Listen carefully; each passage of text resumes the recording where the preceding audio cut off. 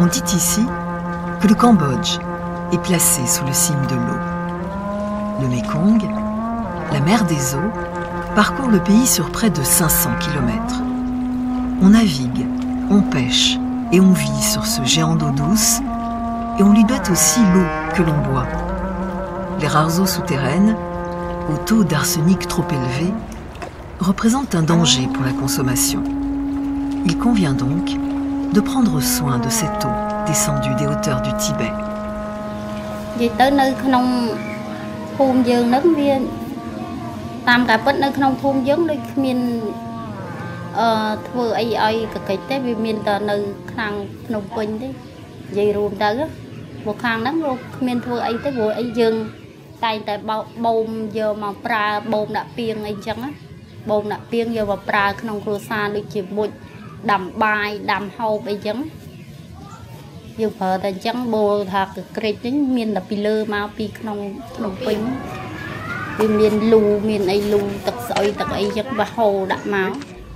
En milieu rural, moins de 25% de la population dispose de moyens d'assainissement améliorés, ce qui n'est pas sans conséquences sur la santé, en particulier celle des plus jeunes.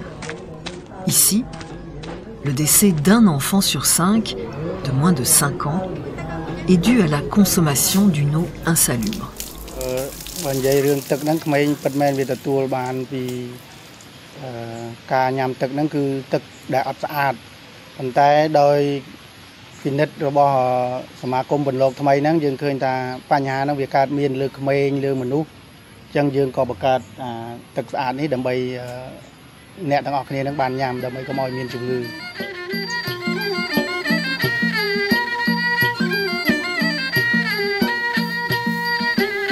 Le Cambodge est une terre de commerce et d'échange où se sont établis différents peuples à la recherche de la prospérité.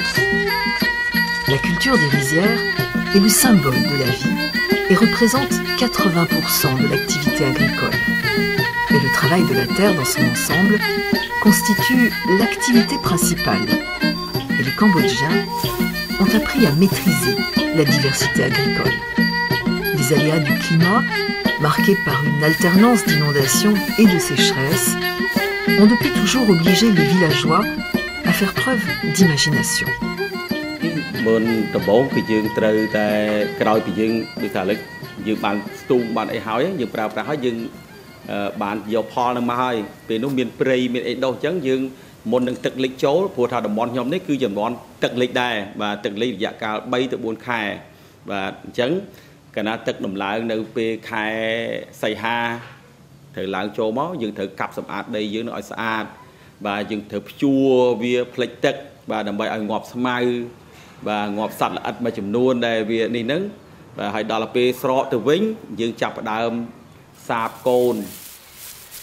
Sur ces terres, on pratique une agriculture sans pesticides ni engrais chimiques, ce qui a permis la création en 2003 d'un réseau national d'agriculteurs naturels.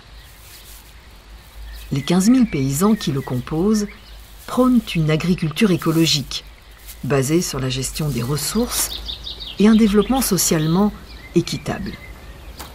Loin d'une vision occidentale de l'écologie, elle garantit avant tout une agriculture à moindre coût et des produits accessibles à tous.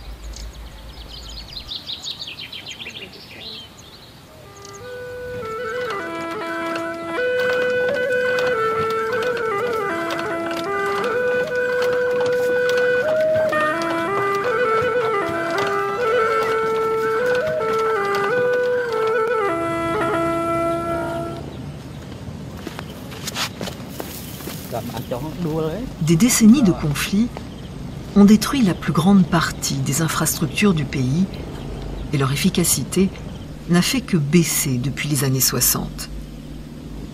Les investissements réalisés dans les années 90 ont amélioré la situation en zone urbaine, mais en campagne, les travaux restent nombreux.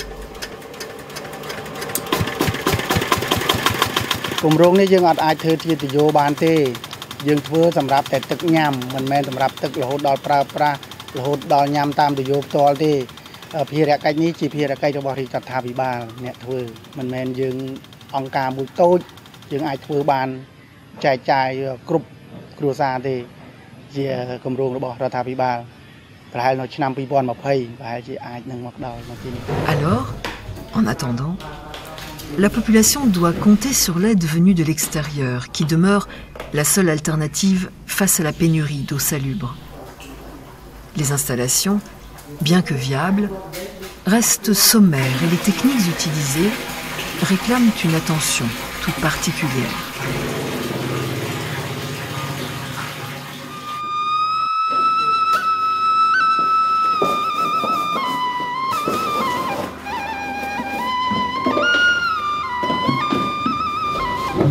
Dans la petite station de LVA, la production est artisanale et on se targue de pouvoir produire jusqu'à 6000 litres d'eau par jour.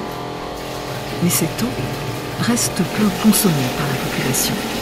Et ce ne sont que 1600 litres, soit 80 bidons, qui sont distribués quotidiennement, vendus plus exactement, et non distribués gratuitement, car la vente de ces bonbonnes permet de couvrir les salaires, la production et la distribution, la maintenance et le contrôle qualité. Les prix ont été fixés à un niveau raisonnable, de façon à ce que cette eau purifiée soit accessible aux plus démunis. Le prix du bidon est ainsi limité à 10 ou 20 cents d'euros en fonction de la distance de la livraison. En fait, le problème existe par manque d'information. Ici, faute de communication, beaucoup de gens ignorent encore les conséquences de la mauvaise qualité de l'eau sur la santé.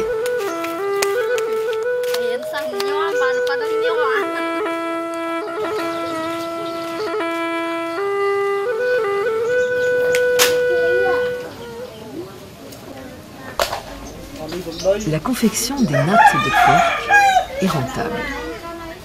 Il y a très peu de charges liées à leur production et le gouvernement a décidé de ne pas en créer. Actuellement, on produit environ 40 nattes par semaine et la production est en augmentation.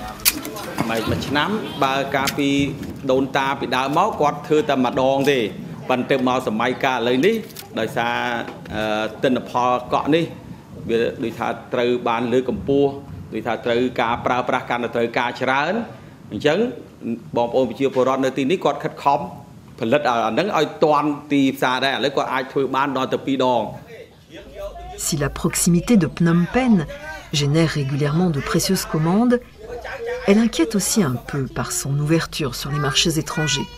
De nouveaux échanges commerciaux avec les pays voisins comme la Thaïlande ou le Vietnam se mettent en place et ils constituent une concurrence nouvelle.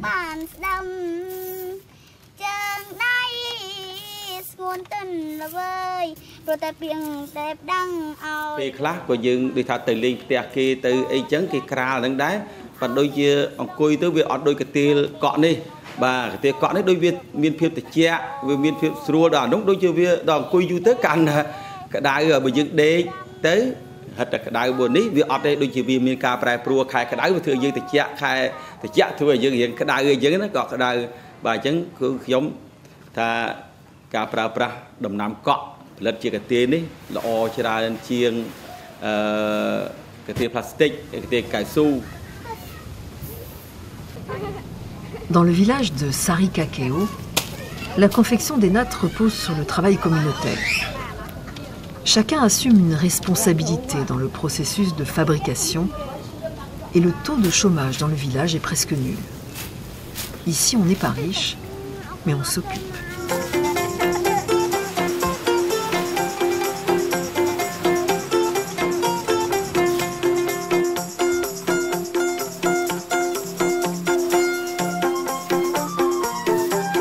Dans les campagnes, l'eau potable est rare, alors qu'en ville, 37% de la population urbaine y a accès. À Phnom Penh, la couverture atteint 85% des districts centraux. L'écart se creuse, indéniablement.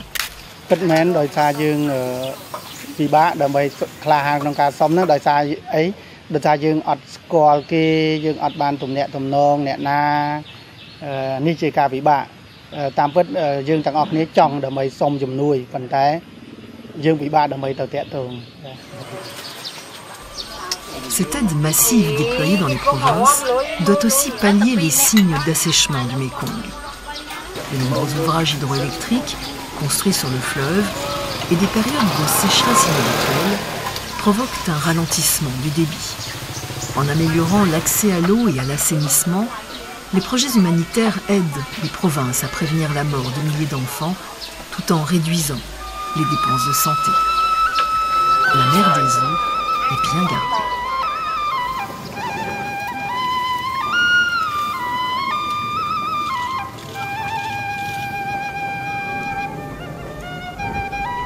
La production traditionnelle du Cambodge croît lentement. 75% des 14 millions de Cambodgiens vivent encore d'une activité de quasi-subsistance. Certains secteurs, comme celui de la soie, tentent une timide modernisation des moyens de fabrication, mais la puissance économique des pays voisins laisse peu de place au marché cambodgien qui négocie bon an mal an quelques échanges. គឺផ្លៃខុសពីការផលិតយើងពីមុនបាទពីមុនយើងធ្វើសម្រាប់តែការប្រើប្រាស់នៅក្នុងមូលដ្ឋានបាទហើយនឹងនៅក្នុងប្រទេសកម្ពុជាបាទឥឡូវនេះកាទេនេះគឺអាចផលិតទៅប្រើទៅលើសកលលោកដែរខ្លះដូចតែនៅកូរ៉េអីគេកំងមកធ្វើយ៉ាងដែរ Le Cambodge s'est engagé dans la voie du capitalisme asiatique qui a marqué le début du XXIe siècle. Son gouvernement compte beaucoup sur les aides internationales et entend proposer une main-d'œuvre bon marché comme ses proches voisins malaisiens ou chinois dans le but de justifier son entrée dans l'Organisation mondiale du commerce. Il propose toutefois une production basée sur le respect de l'environnement et sur la qualité qui procurerait à l'agriculture cambodgienne une signature dans le commerce écologique national et international. Au sein du village de Sarikakeo, Pei informe la communauté des orientations prises par le pays. Tous se posent alors la même question. Le capitalisme permet-il de conjuguer tradition, production et rentabilité ?